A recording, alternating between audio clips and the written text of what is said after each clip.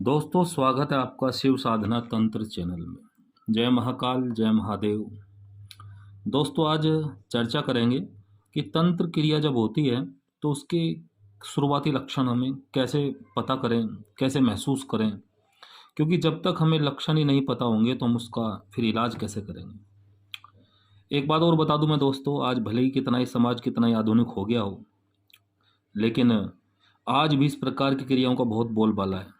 हम अपनी आधुनिकता के चक्कर में डॉक्टरों के चक्कर लगाते रहते हैं, लेकिन जब बात हाथ से निकल जाती है तब हम उसके तांत्रिक क्रिया के निवारण के लिए जाते हैं, लेकिन तब हम कुछ नहीं कर पाते।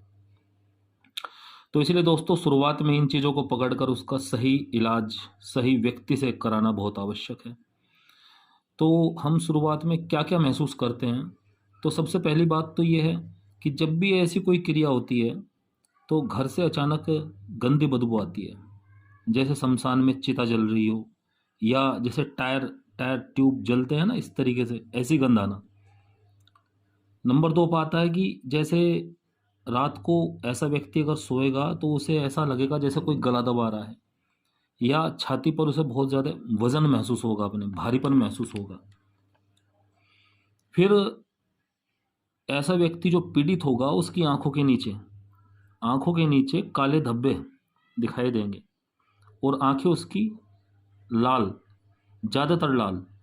ऐसा नहीं कि जैसे नहाते दफे कई बार हो जाती है, वो ऐसा नहीं, लेकिन ज़्यादातर लाल महसूस होंगी। आगे हम देखेंगे ऐसा इंसान के ऊपर काले कौए आसपास मंडराने लगते हैं। ऐसा बार बार होता है, एक बार नहीं, बार बार। चेहरे की जो नेचुरल चमक है वो गायब हो जाती है। और सबसे मुख्य पॉइंट है इसका कि दिल की धड़कन, नाड़ी की गति बढ़ना, ये सबसे मेन पॉइंट है इसका। नाड़ी की गति बढ़ना और साथ में सांसों की भी गति बढ़ना, क्योंकि जब भी हमारे ऊपर कोई भी नकारात्मक ऊर्जा अटैक करती है तो हमारा शरीर उसका प्रतिरोध करता है, तो उसमें दिल की धड़कन बढ़ती है और सांसों की गति बढ़ जाती है। और क्या है कि जातक का ऐसे व्यक्ति की नींद गायब हो जाती है, ऐसे बहुत कम नींद आती है, अपने ऊपर काबू उसका खत्म हो जाता है, स्वभाव उसका एकदम से बदल जाता है। घर में अगर कोई तुलसा रखी होगी तो वो सूख जाती है। व्यक्ति का काम में दिल नहीं लगता, उसे घबराहट सी रहने लगती है।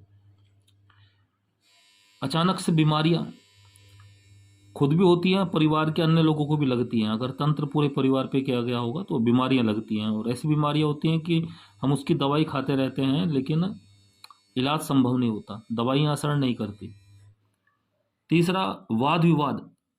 घर में लड़ाई झगड़े अचानक से शुरू हो जाएंगे, भाई भाई की नहीं बनेगी, पिता पुत्र की, पति पत्नी की, सास बहू की, बात कुछ नहीं और बात का बतंगड़ बन जाता है। मस्तिष्क पर एक गुस्सा सा सवार रहेगा, और वह लगभग हर दूसरे व्यक्ति पर शक करेगा कि वो उसका बुरा चाहता है। हर व्यक्ति पर शक करेगा कि उसका सब बुरा चाहते हैं। ऐसी थॉट, ऐसी नकारात्मक थॉट बन जाएगी। कई बार जातक आत्महत्या करने की सोचेगा कि कुछ नहीं रखा दुनिया में, बस मर जाएं, या वो दूसरों को मारने की सोचेगा। हथेलियों से पैरों से पसीना आना, हाथ पैर सुन हो जाना एकदम, इस तरीके की जो है लक्षण महसूस होते हैं। घर के अंदर या बाहर नींबू, मिर्च, सिंदूर, हड्डी, राई आदि अगर बार बार मिले तो समझ जाएं कि कुछ न कुछ नकारात्मक किया जा रहा है।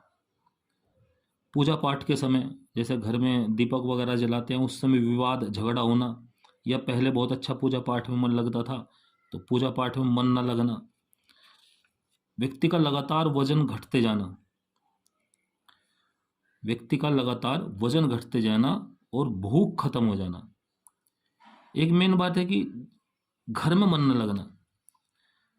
जैसे व्यक्ति बाहर से घर आएगा तो घर में आते ही जो है एकदम से उसे ऐसा लगेगा कि बस पता नहीं कहाँ गया, एकदम उस निगेटिव थॉट्स बढ़ जाएंगी। तो घर में मन न लगना, ऐसा घर छोड़ के भाग जाएं, ऐसा लगना, ऐसा अंदर से महसूस होना, ये बिल्कुल तंत्र क्रिया का साफ लक्षण है।